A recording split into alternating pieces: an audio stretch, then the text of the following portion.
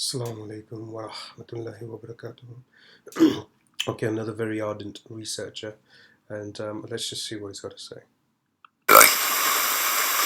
Let's have a look at this object just here. Well, here's a zoomed in version of this object. Let's have a look at it as it comes through the sky. The first thing we need to know is it's very, very red around the outside. I've caught this a few times, and I've caught this while it's been red. As it goes through the sky, you can notice it seems to transform, and for me that tells me it's running through a lensing system. It's like watching a kaleidoscope, and it becomes very, very pixelated. It looks like it's in a box, to be truthful. The lensing system he's alluding to is the same lensing system that we've been discussing with you guys. The atmospheric lensing system that they're using above our atmosphere to occlude these celestial bodies and hide them as much as they can or obscure them. And all of a sudden it suddenly starts to take form. And this is the picture I would like to stop it on. Like I said, this has been red, and we'll have a look at a couple of pictures in a second. But if you notice up here how red this is, it's extremely red.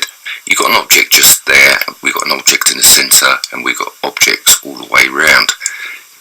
It just reminds me of something. Let's have a look at these other pictures before I show you what I think it might be. Kirk South, Saturday, 4th of March 2017, and we can see that we've got this object here. Everything looks absolutely fine. Of course it does. Yeah, very, very red in the sky. Very, very red on the snow. Let's zoom in. Yeah, it's very, very hard to see. Let's have a look at the next picture, and this is from Cape South, Saturday the 4th of March 2017. I've caught this many, many times, and let's zoom in and have a look at this. And this is a little bit more pronounced, as you can see there. We've got our red object, and in our clip it's a white object, but it's the same object. So let's take a closer look at this object. As we can see, this object is red, ours is white. I think they're exactly the same object. We've got the object in the centre, we've got all these objects around the outside, and this object reminds me of something. I've seen this before, I actually made a video about it, but let's have a look at the pictures. Credit to NASA for the next two pictures that we're going to look at, because they took these pictures, and the picture you're looking at now is of the planet Eris. And you can see that we've got an object in the centre, we've got objects running around the outside, and only two pictures have been taken of this planet. To me, looking at this picture, and this is the second picture that they've taken, you can see in the centre we've got our object and we've got objects running around the outside, but more importantly we have this object here, and this appears to be a mirror image of what we've just seen. Now apparently this is planet Eris, by the way. NASA tend to give names to certain celestial bodies just to throw other avid researchers and amateur astronomers off the scent. I'd say it's a tool they've been using for quite a while now. You become discerning. Once you kind of start going on this journey, you'll see how they, spread breadcrumbs just so that they can take you off on a tangent elsewhere. Let's put all the pictures together and have a look. I think you can agree these objects all look identical. In fact, that celestial body seems to be this one over here. So it seems like it's pretty much accurate. But that, for me, is my own opinion.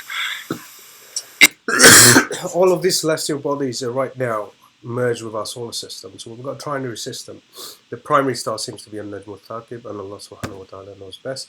Jazakallahu khairan wa ahsanul jaza for your time. Wassalamu alaikum wa rahmatullahi wa barakatuhu. Just an add-on, we've got this huge seismic event that's anticipated in, I think, Bali or somewhere. The volcano, they've evacuated around about 11,000 people there.